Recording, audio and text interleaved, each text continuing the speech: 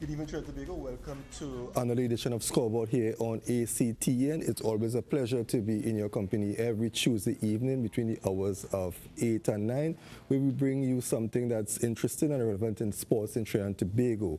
On tonight's show, we're going to be discussing the sport of rugby, and rugby is one of the sports definitely has been growing by leaps and bounds. And a number of our national, both seniors and junior teams have gone abroad and did pretty well in tournaments. And on tonight's program, you're going to get a detail of the achievements and the projections and what's in store for rugby in 2018. First of all, I'd like to introduce to you my co-host for tonight, Maria. Maria, it's a pleasure. Welcome to the set. It's a pleasure to be here. Thank you. And our guest for tonight, we have Wayne Pantor, the Technical Director of the Trinidad and Tobago Rugby Football Union. Wayne, it's a pleasure. Welcome to ACTN. And we have Rudolph Jack, a man of many hats in this sports and culture. One of the guys who I think is doing a tremendous job with the young people in the community of Maribela. Rudolph, it's a pleasure. It's a pleasure to be here too. And we have Colin Peters, the Vice President of the Trinidad and Tobago Rugby Football Union. Gentlemen, welcome. Thank you. And we are going to be discussing the sport of rugby, and we're going to let the public know exactly the achievements, the projections, and everything about rugby. But let's start first of all with a review on 2017, the season that went by. Well, basically for the 2017 season, we would have had three pockets that we worked with. Would have been under 19s, women and men. With the men started their campaign first with the regional tournament, which is known as the RAN 15-a-side Championship, which is divided into North and South. On the southern part would have been teams like Barbados, Guyana, Trinidad and Tobago. We placed second to Guyana in that southern division, and overall, which would have the North teams like Jamaica, USA, Cayman Island. When they add the both teams together, the overall placing would have been fourth for the men's 15s for 2017. For the women, we went on to Miami to play in the RAN Female Version Championship, which was a 10-a-side format, where we were victorious as being the champion of that division. The under-19s also played in Miami, where they placed third overall, coming behind USA and Mexico. What I would say in the sense of development, in each of the division, we have the potential to always be on the podium. One of our main challenges is basically recruiting fresh blood, as we would say, up into the senior division. So there's where we have a little deficiency. In the projection for 2018, you can say basically that we have the ingredients to actually be on the podium again for the 2018 season. Okay. Right. For people who are not really aware that rugby is as prominent as it is in Trinidad and Tobago, can you provide some history, some background on the TTRFU that can sort of give a background for what we've done this year? Okay. Rugby has been played in Trinidad and Tobago since 1923, and so we're celebrating our 100th anniversary in 2023. We have a team in place to develop and provide right. One of the big things, Mr. Ross Ross is one of the people on the committee, and he was talking about bringing an England team. So if we can't get England A, we get B, we could get a C, right? Because of the growth of the sport over the years, we think that this could be pulled off. Rugby in Trinidad and Tobago has developed tremendously, right? And we have won numerous regional championships. Right? Guyana has kind of leapfrogged us because they get more funding and they have more players, playing on the outside, so that we need to redevelop our game and get our funding. Because of the financial situation in the country, you find that we have problems with that. But the guys are still committed, the girls are still committed. As we see, the women won the Rugby America's North 10 tight tournament. The under-19s are still in the top 3 in the region, including America, USA. Right? So there is still hope and there is still potential here. And with Mr. Panto and Mr. Jack, Mr. Panto is the technical advisor. Mr. Jack is at the forefront of youth development in Trinidad and Tobago. He has been reaching all corners. We know that with that kind of commitment and thing, we sure that in the next 2 years we'll be right back to the helm of Caribbean and regional rugby. So we're not worried about that. Okay, if I throw a question to Mr. Jack, who is the under-19 manager, the senior men's sevens assistant manager, and youth development officer, tell us about your role and how difficult it is now going out there to recruit young blood, as Mr. Panto also said earlier in his comments.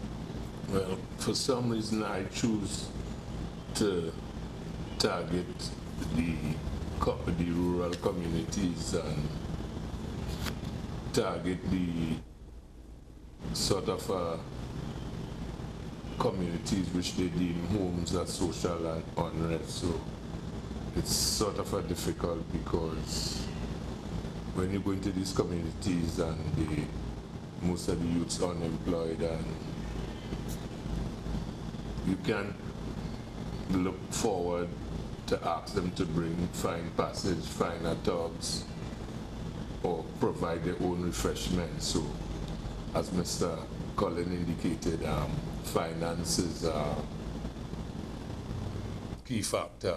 And for over the years I did it, I was doing it, and we lose 3 sponsors due to economy in 16. So, while I'm optimistic and enthusiastic about what I'm doing, I still am hoping that God, which He always delivers, will put some a way out so we could continue with the plight, because we touch over the last 3 years, we touch over 5 new community, and my problem is to sustain them there because due to the economical downturn. So that is my challenges in a nutshell. But would you all sit here and agree if I ask or mention that is rugby a growing?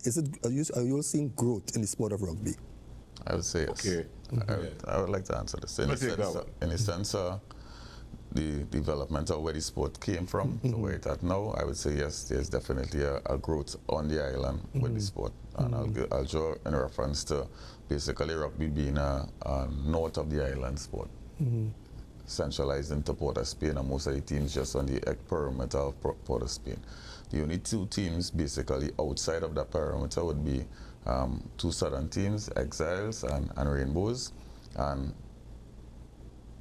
the youth development program that is being put into place now actually spreads the game into different regions. So like as far as Sandy Grande, Guayagari, Point Fortin, Central, and the southern area. So the goal by 2020 is that in each of those pockets there's an internal league in that particular area targeting just youths. So with that being said, with 6 new teams in each of those particular divisions, would show influx of approximately 150 new players into the league every 2 years. Do you think the sport is being marketed in such a way that it's attracting the support of Trinidad and Tobago, in sense of not the financial support I'm talking about, but I say crowd support? Right, so again in the development plan, right, but again I would like to interject this into the discussion is that we are presently redoing our strategic plan, which would have persons dealing particularly with marketing and advertisement and so on. As it is presently. So that was not there before? It was not there before. Or at least it was there on a voluntary basis. So the point that when somebody get the opportunity to do it, they venture out. Okay. But the only way, realistically, the sport is being advertised to the normal common folk on the ground is when it is Mr. Rudolph Jack and the other YDOs go out into the community and deliver the youth program. Other than that, somebody would always gravitate to the mind that rugby is like American football and it's only played in the north and it's played by the elite and the like say the rich and famous on the island in comparison to the normal ground person. But the reality of it is that, like say for instance, between the national teams, right? The majority, or let's say 75% of those teams are made up of citizens spanning throughout the island. Okay. Right, and as a certain sense of advertisement, as Mr. Jack indicated before, finance is the big major issue of it. Right, we can do so much on the ground without that financial support, but with the financial support, we could afford to put up billboards, run ads on the television and so on, just like the first world countries. So when we talk about the growth and take that to a national level, I know that there's the under-19s or the youth women's team that participated in the Commonwealth Youth Games this year. Would you like to comment on that, Mr. Jack? Yeah, well, it's for the first time Trinidad and Tobago send a youth team in that level, because just some years we start the development program through with the rural communities we doing, and it's the first time Trinidad feel a team so young in that height of level, because we was up against Fiji, Canada, Wales, Bermuda, and Australia, and they are the giants of rugby, and for the first time, and the development program was 4 or 5 years ahead of ours when we put together a team in 4 months. So we came 5th in that tournament for the first time, and we couldn't afford to have a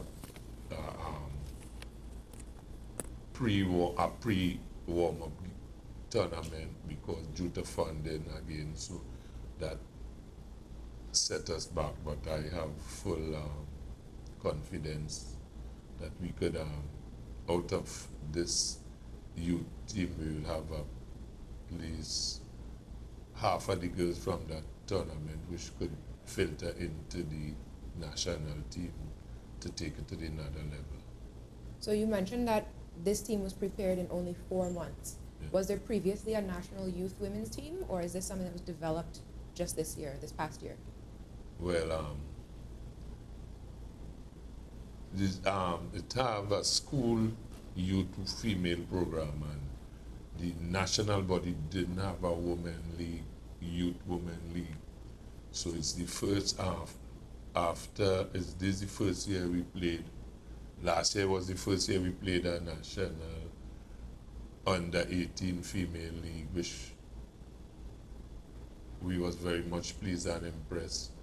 And it's the first time we went to the under 18 teams, and we was due to go to the Olympic qualifier this month, and we had to play the first and the second, and due to funding we were unable to send them to that tournament to continue the quest.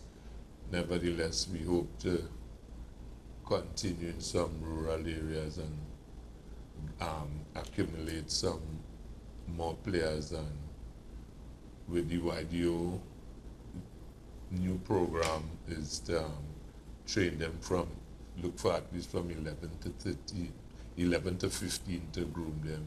So by 2020 we will have a team to filter into the under 18 girls, and those who not eligible again for the under 18 will filter into the female senior team. So the women's pathway is then from the schools and the schools union, the work that's being done by the YDOs, into that junior team, which would then go into the senior national team. Yeah. I know that there was mention of development in the men's as well, where Mr. Panter, you were indicating that you're looking to retain players as they go onto the senior team. Is there any developments for extra teams being added in that can filter? Well, the process for that now, the process was there in black and white, but because of the limited resources, as coaches and so on, we wasn't able to implement it. For 2018 to 2020, we have something called the player pathway, where players coming through the national program from under 18 will be eligible to be part of the under 23 academy. The academy is designed to basically correct or develop any misplay or style that that player may have, so they have a better representation at the senior level. So it's not about really being able to say that you make the under 23 team as per se, but going through the academy will fine-tune you to be a better player for your club and also at the national level. The issue also, again, with the under 23s is that there's also no direct pathway between the under 19s to the senior team. So the under 23 is designed to be the gap between that transition. Also in 2019, we look to have at least 20 female players, just as Mr. Jack spoke about, from the under 40, from that age group of 11 to 15, be included into the camp also. So it's not only to say it is male gender, it will be both female and males going through the academy pathway to go on to the next level.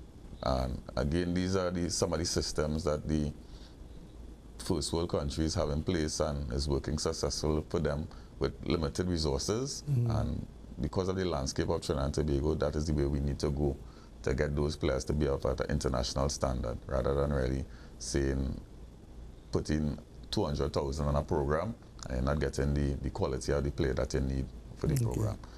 One thing I'd like to just interject though, we talk about funding and so on, but we must pay homage to the persons that assisted us along the way. So I'd like to say special mention for the sports company.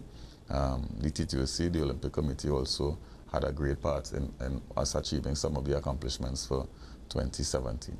Okay, I know that we have to take a break, but when we get back, I want Mr. Peters to answer what are some of the issues that the rugby union face that you feel is maybe hindering you all from really going that one step further. Viewers, you are looking at Scoreboard here on ACTN, and we are talking rugby. We'll take a short break and return shortly.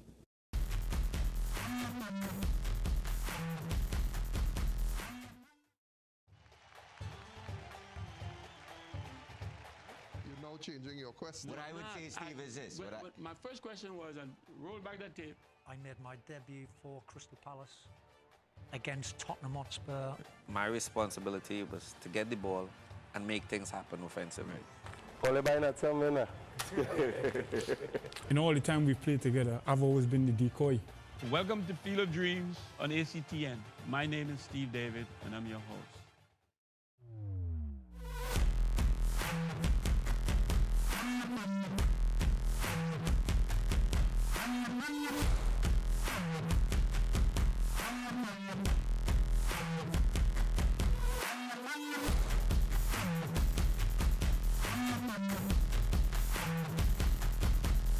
Good evening, Trinidad and Tobago. Welcome to another edition of Scoreboard here on ACT, and it's always a pleasure to be in your company every Tuesday evening between the hours of 8 and 9. Welcome to the new season of Football 101. I am your host, Joshua De Matos. Well, it's time for your weekly football news update. I love you, Messi. Unfortunately, hey, kiss the badge, kiss the badge. Oh, what's that? Welcome to this edition of the interview, and as you can see, I'm not alone on the set. I have Marcus, a Liverpool fan, and I have Shakir.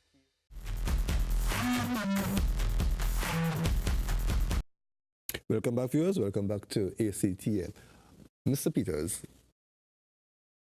we're hearing so much, not only for this year, for last year, or for years gone by, but one of the major problems we hear in sports is issues of lack of funding, lack of venues, different things that hinder sports from going that extra mile.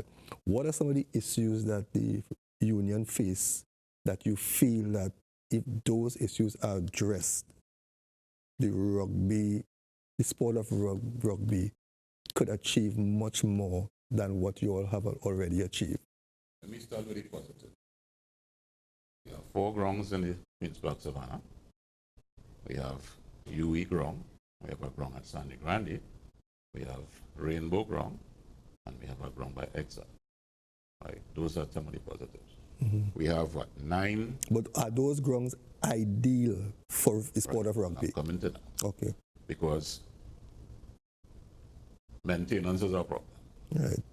Right. So you find that in the early months of the year, you have problems that regard the ground is as hard as rock. Right.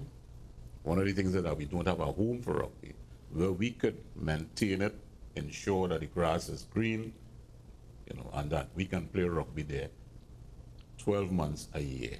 Okay. Right. So that's one of the hindrances about that. Everybody talk about financing. We have been fortunate in that we have been absorbed under the sports company of Trinidad and Tobago. Again, that is a positive because you get more attention. You have a rugby officer assigned to you, and well, I can't say you get preferential funding, but at least you're under the sport company where there are only 14 or 15 sports under the sport company, whereas we have about 50-something different sports in Trinidad and Tobago. So we're not crying. It could always be better, right? But the home for rugby is one of our main hindrances. 7 years now we're trying to get a home for rugby. Have you all identified a location and things like that? They told us to allocate one of the stadia. It started off as Otterbold. We know the story with that. The home of football. Right. Well, that's what's supposed to be the home of rugby then. Right, yeah. 7 We years ago. actually moved in our room there, and then they say, here, what happened? This is footballs. So we had to move forward. Football is the major sport beside cricket and Trinidad and Tobago. What people don't know is that beside the Football World Cup, the largest single sport event in the world is the Rugby World Cup. And so beside the Olympics, which is the greatest thing, and the Football World Cup, the next biggest single sport is the Rugby World Cup. So it's not like if we are a major sport. We probably need to do more with our marketing and that kind of thing. Yeah. There are challenges in the schools. I started to play rugby in 1974. And in 1974, there were more schools playing rugby than now.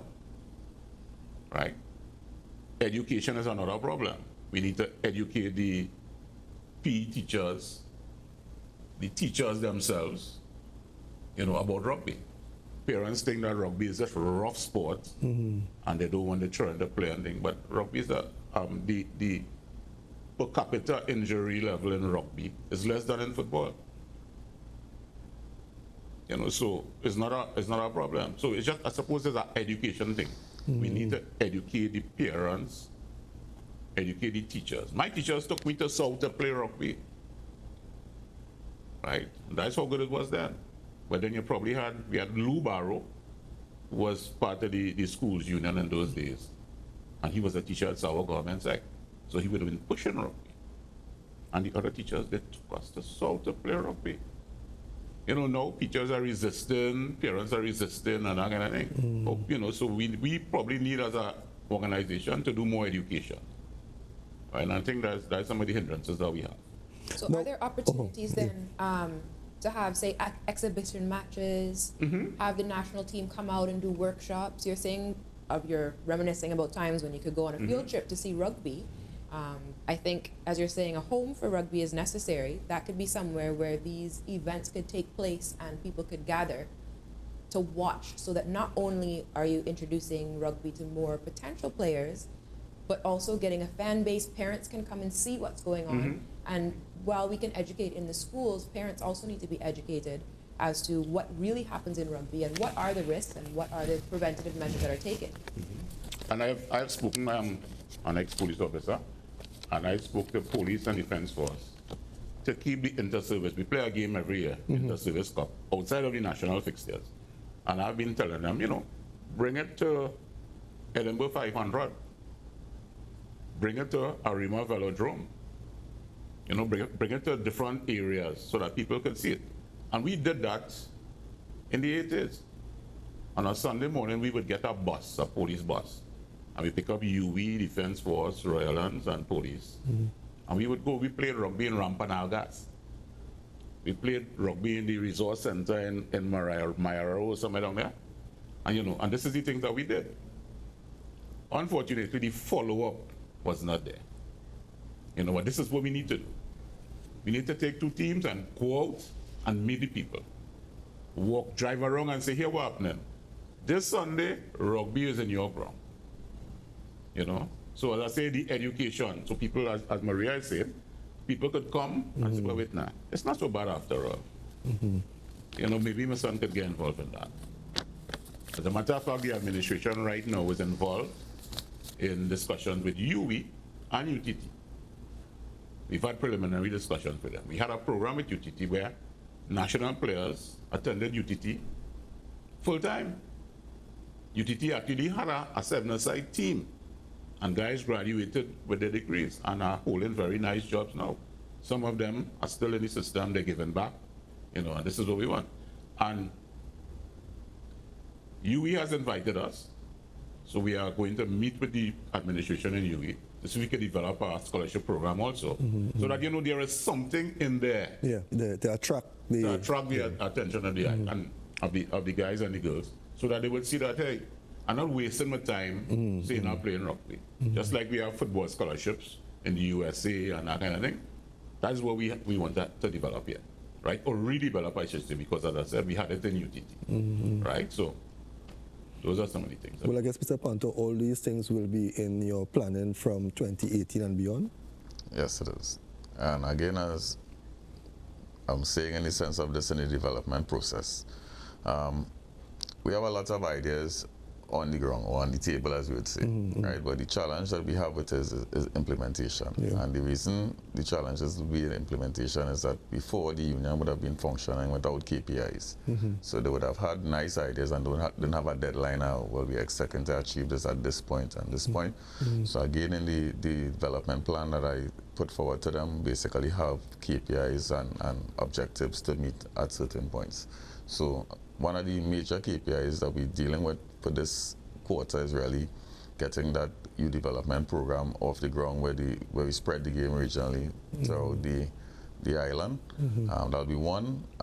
Presently, Mr. Jack is in discussion with the TTOC to sponsor a caravan, which will also deal more or less with the community base. So, the youth development caravan one would be dealing with schools, and Mr. Jack will be dealing with the community aspect of it. So that'll be the spread of the game. And the limelight of that is that we're trying to also develop a marketing team to do with the actual marketing of those things to those communities. So before we go into the community, when we like a bomb rush in the communities, they will have certain things happening in the community before. One of the other things we're doing with the program also, just as Mr. Jack talked about social issues, we are partnering with Ministry of Gender Affairs, the Youth Development Center, YTC, and so on, to develop a program where we have young individuals visiting the center to see, well, if it is you go wrong, this is where you could end up, this is the pathway if you choose this way. And then we also have UTT doing school seminars where they come and they do like a workshop showing different courses they have to offer and whatever. So that is the partnering with the scholarship aspect of it. Also with the under-19 program, the 3 years that we went abroad and played, we'd have scouts coming to those games and actually scouting the kids to attend universities in the United States of America also. So there is actually a pathway there for them. I know YTC, you know, I don't know how strong it is now, but I know some years back they were very much active. Indeed. I think it was under Carl Market. Yeah. And that rugby program up there was, you know, of a high standard. But something I want to mention here, the senior men's 15, they are ranked 53rd in the world. Yes. And the senior women's 10, they are ranked 22nd in the world. Now, that has to be a major achievement when you're dealing with a ranking, right? Because to be 22nd in the world, right, and I think nearly all the countries in the world play rugby. It's 120 teams. 120, and you are 22nd and 53rd. That is an achievement by itself. But how much of Trinidad and Tobago is aware of this? Well, again, as I was saying, because I would think that this team has to be the highest ranked team sport for Trinidad and Tobago, because I think football is way, you know, they won 99 recently. Well, again, in the sense, the ranking is all, as I talked about the black and white. On the black and white, we have, let's say, culture. Right, but in the reality of it is that the average person on the street, or the average Joe on the street, wouldn't really know anything about rugby and wouldn't be interested in the stats. So I'll give an example. Like say, for instance, we were to qualify for the Rugby World Cup, right? The advertisement behind that and the sponsors coming towards you to advertise that, now then the public will automatically buy into it, right? So, like say for instance, we talked about the home of rugby, and I'm just saying hypothetically, if we had Mandy Ramjan as the home of rugby, right? All the signage and the banner around that would have those information on it. So even somebody passing on the outside of the stadium would basically get those information from it. They may have a football game taking place in the stadium, but when they walk into the stadium, they see the Rugby Hall of Fame and they're seeing all the information there. So it's a subliminal way of getting the message across. So you all do have an office? Well, we have an office that we function out in Port of Spain. But in reality is that is just to do internal issues. But to say the average Joe from the street walking into the office, it is impractical. And I just want to just even add on to it too. You see, like when I watch the history of the clubs, right? So like for South, I would say Exiles and Rainbows are two of the most prominent South clubs, right? And if you check in the landscape of the game, it's two different style of play in comparison to where you would meet into Port of Spain. So like even like when we go into the 7-a-side version of the game, it's basically like saying if you're going to put it on the world stage, it's like New Zealand versus Fiji, right? So these two New Zealand and Fiji local teams going across to play the Englands and the Wales and wherever. And it's be a natural challenge to see that these community teams functioning with no major funding and whatever, being able to compete with the big dogs. So again, with these sports, there's a balanced skill level across the board. So all it takes really is that we homage on one particular point, bring in the North, bring in the South at one venue and fine-tune the game so that we could actually increase our ranking to be actually in the top 20, in 20s, because we have the ingredients, we have the raw talent here, right? It's just a matter of being able to manifest it into the next level. I'd say the women's rugby program started in 2001. I was the manager of that team. Venezuela was coming here to play Trinidad and Tobago, and they decided to throw in a women's team. And so we started the program in 2001. We were beaten 75-0. 75? 75-0. After the game, we found out that the Venezuelan female sprint queen of 14 years was the winger on that team. So all they were doing is getting the ball to her, and she was running down the side, right? I don't think we ever lost a Caribbean championship after that. You know, we have dominated. And I mean, from 2001 to now, to be the 23rd ranked female team in the world, I mean, it's really a major achievement on behalf of the girls, of the women. You know, and I commend them every day. I think that Jack wanted to comment. Go ahead. And what makes us so low down on that level, because it has really take 18 months to knit a team together, and we never had that. I think the technical director now introducing that with this program now where we're going to be taking these kids from 11 to 15 and cry them through that 18 months period, so they will have a part called all skills that's be taught to all the players to carry positions, so the players will become versatile to fit in any position and things. So after, by 2020, I figure we might be able to climb the ranks in that aspect. So for the viewers, when is the next time that we can see rugby? Are we qualified for any major tournaments? Are we sending teams on any tours? Are there local fixtures that are going to be happening that people can come and attend? Well, the things on the table right now is that there will be 2 touring teams coming in, which will be underage in the month of March and I believe April. April will be from Curacao, a team coming from Curacao, and for March will be a team coming in from the USA, a school team.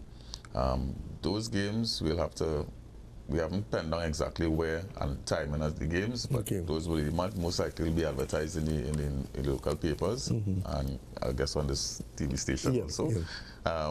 Later on, the females will be taking part in the Iran Championship, 10-a-side, which will take place in Mexico between the 7th to the 14th.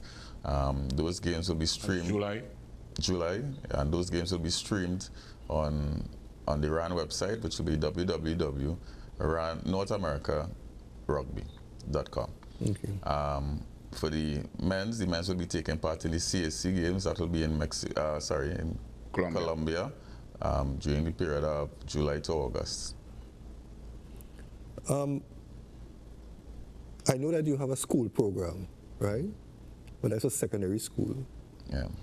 Now, secondary, what I'm trying to get here at is that you hear in sports in the bigger countries that they start sports, be it football or whatever it is, from a tender age.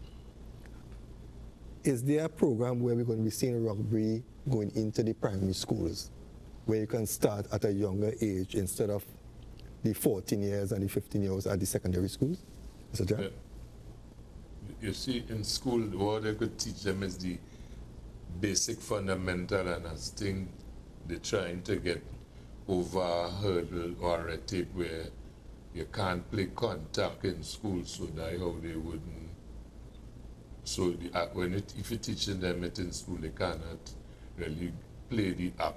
Yeah, you cannot play the actual physical game, but is there any part of it that you can introduce? So by the time they leave primary school and they get into the secondary school, they would have learned the basic. You don't have to teach them the basic now at 14, 15, and then...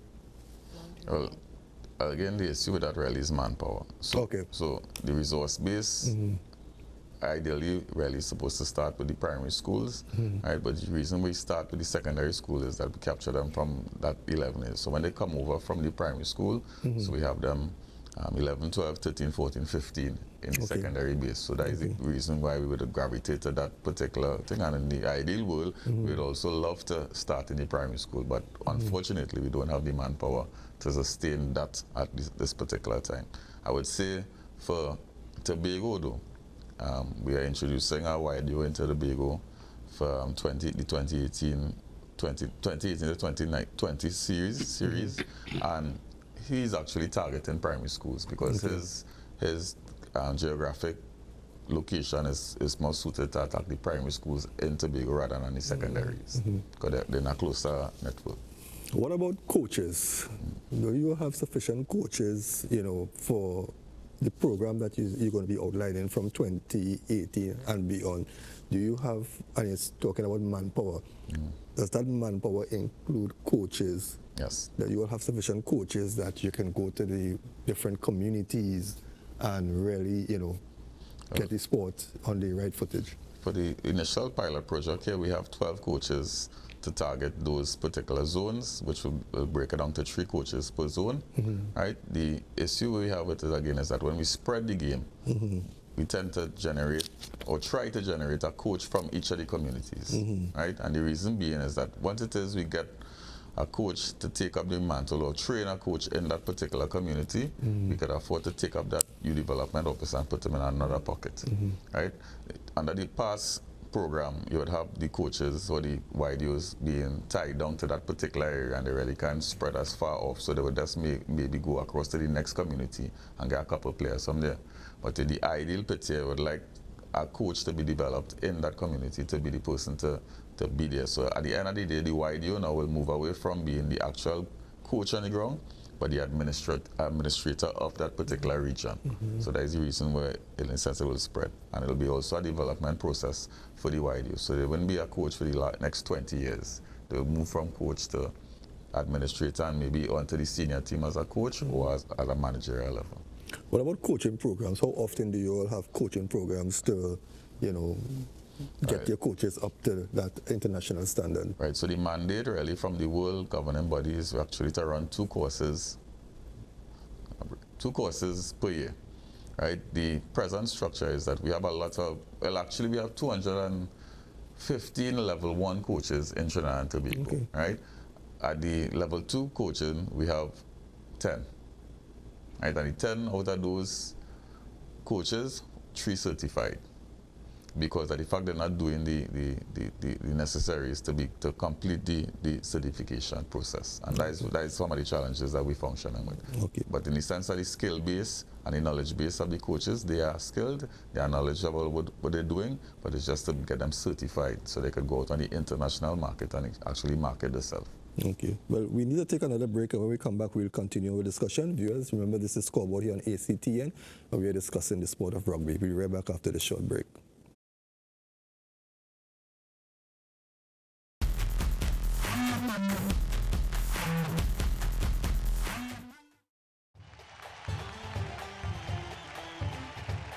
You're now changing your question. What I would say, Steve, is this. But my first question was, and roll back that tape. I made my debut for Crystal Palace against Tottenham Hotspur. My responsibility was to get the ball and make things happen offensively. Only by not something. In all the time we've played together, I've always been the decoy. Welcome to Field of Dreams on ACTN. My name is Steve David, and I'm your host.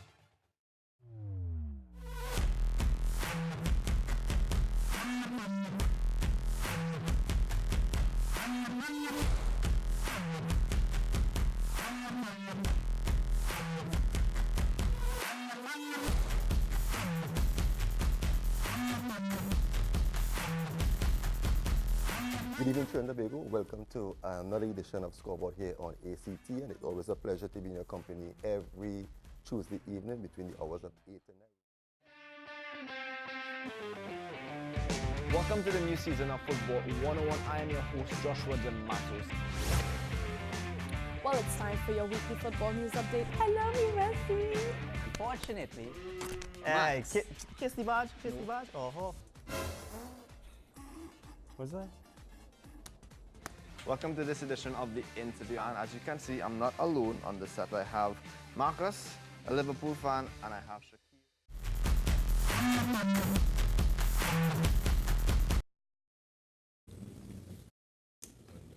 Welcome back. You're watching Scoreboard on ACTN.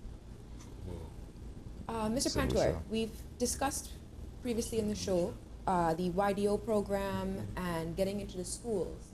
But specifically, how does recruiting work for players that want to come and play, or even coaches, referees? How can people get involved in rugby as individuals or as a family, say, that would like to be involved in rugby? All right, so the easiest way to say is that we're trying to open up the door, right? So we're looking for any athlete who think they have the capability of playing or representing the country at a national level, meaning that they might have been running track before and not making the cut to be in the final in the 200s and whatever. They could actually branch over into the sport. We will take up the mantle of include them into the academy and kind of fast tracking them in a training program to get them developed.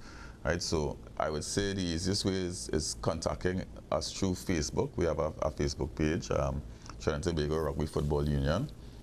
We are also on Instagram and Twitter under the same name. They could also contact us through the Rugby Union at www.ttrfu.com. There you'll be able to get all the contact information of the office, and from there they will direct you either onto me or the secretary, who will give you other information on information that you may need. For athletes who may not be at a national level of playing, do clubs have, I don't know if it's called a festival or an open house, or times where they would be welcoming new players or prospective players to come and check out rugby at a club level? Right, so at the club level, you'll mostly find most of the teams in the north training on the Savannah either on Tuesday and Thursday between the period of 5:30 to 7 p.m. Right, that will be an easy way to engage the conversation if you're living in the northern side of the island. If it is you're living on the southern side or central, you can either come to Gasparilla. There will be a club there called Exiles. You could go to Marble also. There's a team there called Rainbows, and there will be persons there gladly to carry you through the motion of learning the game and so on. But as I'm saying, it's not necessarily that you need to join a club. Right? You could come out, look at the game, look at the training session, and again, partake in it. And even in the spreading of the game with the wide use, you'll be noticing that activities taking place maybe in your neighborhood concerning the rugby and so on. Feel free to come across and ask a question, come across and join. Right? The coaches will be gladly to accept you into the program. So what do the season's fixtures look like? Right, so our season basically will be starting from early May, where we'll be having some knockout games and exhibition games, as we talked about, with the touring teams and so on. But the official Battle of the Champions would take place between June to December. The later half, from October to December, would basically be involved the 7-a-side version of the game, which is a more faster, something similar to T20, right, version of the game. Right, so it will be pretty exciting. Are those games based in one area? Is it spread out throughout Trinidad and Tobago? Right, so those games, if we take the format from last year, would be spread out throughout the island. So one of those fixtures would be in Port of Spain, one would be in the east at the UE University, or maybe at the Youth Training Center, YTC. The other 7-a-side tournament would be at the police barracks. There's also one at Marable at Rainbows Recreational Ground, or that may be at Maniranjan Stadium. And we're looking to revive a tournament also in Tobago also. Now, in cricket, you have Test cricket, you have the 50 overs, and you have the T20, which has taken over the cricket. In the rugby, you have the 15s, you have the 10s, and you have the 7s. Which one will you say Trinidad and Tobago are the strongest in right now? Well, for the women version of it, I would say they are stronger at the 10s than the 7s, because again, it's more or less a more fast-paced game, and the athletes are more built and suited to that. In the Caribbean, we are balanced in both the 15s and the 7s. But from my observation from the last 10 years, if we put more resources into the 7-a-side version of the game, we would reach at a higher plateau in comparison to the 15s. Now, over the years, you all have defeated some of the top teams, USA and the Mexicos and other prominent teams. When you look at the standard of rugby on the outside in comparison with Trinidad and Tobago, how do we measure up? Where are we presently, and what is needed for the individual players or team to do to get up there, to be maybe if not equal, but close to the top rugby teams in the world? Our major challenge in that area would be skill assessment. So those players have the natural ability, meaning that they run in sub-10, sub-11. We have some players who have the build for it, right? And the technical aspect of the game is where in some cases they lack. So because they come in through the club structure, most of the times, just as I mentioned before, they would start to play the game at an older age in comparison to somebody learning the game in England or New Zealand who've been learning it from 8 years coming forward. So that in itself is a bit challenging. I would say that if you go to give it a percentage, our local players are 60% of their true capacity, right? But if they want them at optimal, they need to put in a little more work in the sense of fitness, because fitness is a major issue when going out there to play in Mexico at the higher altitude and so on. And I would say that's basically getting into the books and getting a little more technically sound. And also, I said that has a major part to play with it, because we could give an example of it, that players leaving from South to go to Port of Spain to train, or even like you say, we have training in Manny Ramsden Stadium, players leaving from North on a Sunday to come down. Right? And when they go back home, they're going back home to an empty fridge. And that is the reality of the society that we live in today. Mr. Peters, when you look back at the history of the sport, today, what would you say is the biggest accomplishment in the sport of rugby for Trinidad and Tobago? And what would you say is your biggest disappointment in the sport so far? Disappointment or accomplishment? Which one? Accomplishment and disappointment. The biggest accomplishment is that we were able to get people from different stratas to play the game. Okay. Because in the early days, rugby was an elitist sport, right? And now we have people across the board playing rugby. So that's our biggest accomplishment. The socio-economic situation would be our biggest disappointment, in that we have not been able to take care of our own. Right? I remember some years ago, and as Willett said, a player coming from San Fernando. And when he got to the Savannah and thing, you know, we were in the Savannah with him. And he telling you all he had for the day was a soda water. Right? So after training, you have to go and get something for him. Get something for him to eat. I think that's the biggest disappointment that we have not been able to take care of our players. You know, we need to be able to do that. We need to be able to do that. You know? And managers will tell you they spend hundreds of dollars from their pocket. We have to buy fruit, you buy water, you buy this, and you know, people see you outside there, but it's your money spent. Your children being neglected because you have to take care of your national players, and we do it willingly. You know, it's not a problem for us. I've been on the executive for 20 years, and I continue to do it. Willard do it, Jack do it, Maria do it, because we're probably in a better position, you know, but we have to take care of our players. You know, and this is the biggest disappointment. That's why I say to people sometimes a coach is more than a coach, you know. He's a mentor, a parent, a guide, you know. We've been discussing at our executive meets every Thursday morning at 7:30. And we've been discussing at our executive level, can we put a fund together from our pockets as the executive to take care of some of our players? Because it's necessary. You know, it's necessary. You mentioned some committees, and I know we've spoken about players, coaching. Is it that there are opportunities for people who are not even interested in playing or coaching to come and still contribute to rugby in other positions? Of course. We welcome anybody. Right now, as I say, I'm 20 years on the executive. I looking to step up. So I would be glad for somebody to come in and mentor and, you know, teach them the job. Right. So what sort of resources and skills are required? I know, Mr. Panter, you had mentioned media, public relations. You're mentioning taking care of players. Is it possible that even parents, people who are able to come out and support the technical teams, the coaches and the managers in, say, you take turns bringing refreshments after training or something like that? Is there a program in place to encourage that kind of participation?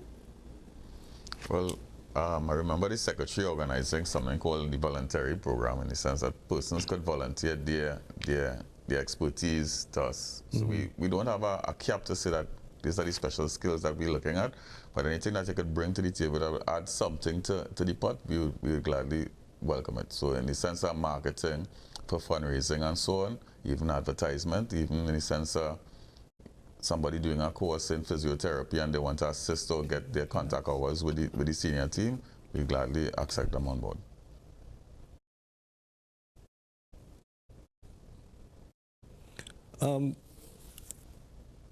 You said that you all are looking for a home for the sport of rugby. Are you still in discussions with anybody pertaining to that?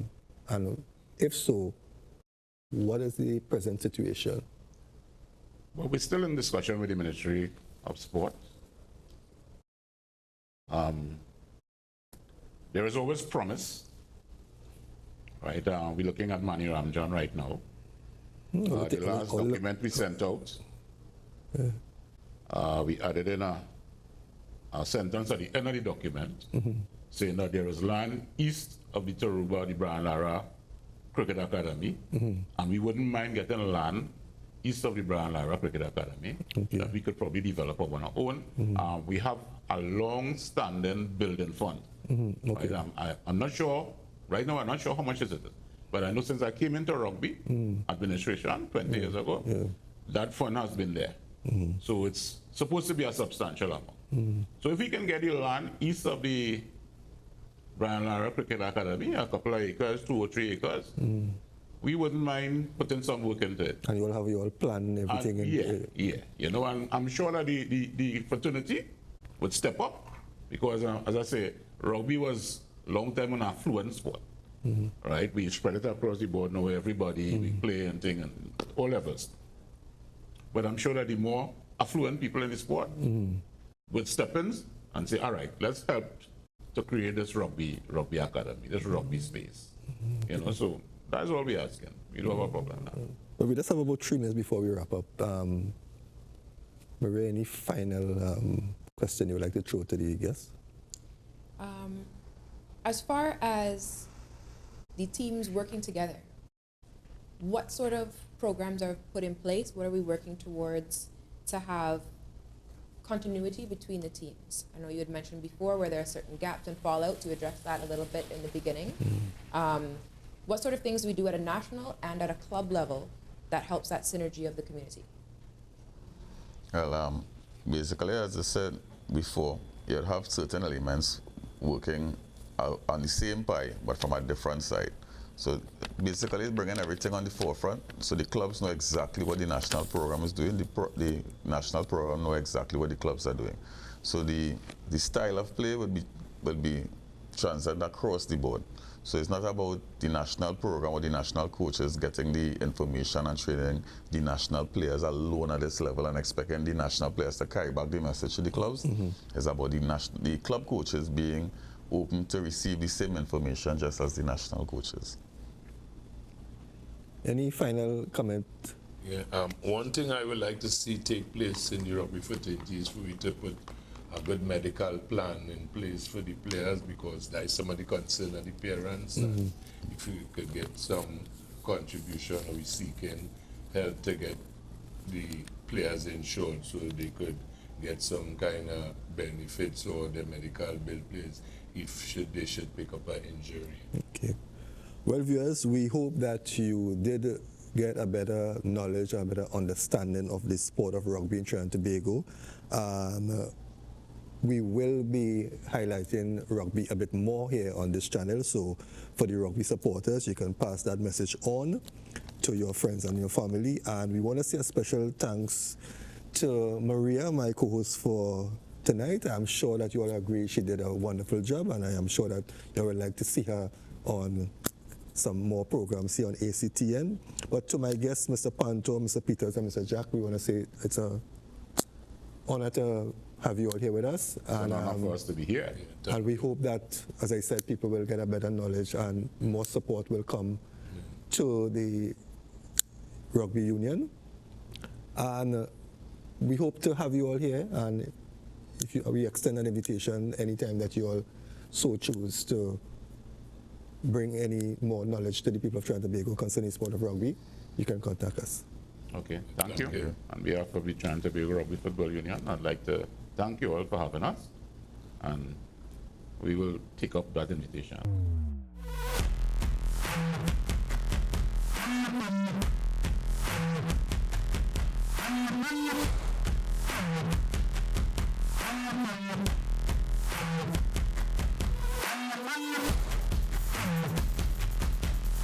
Thank you.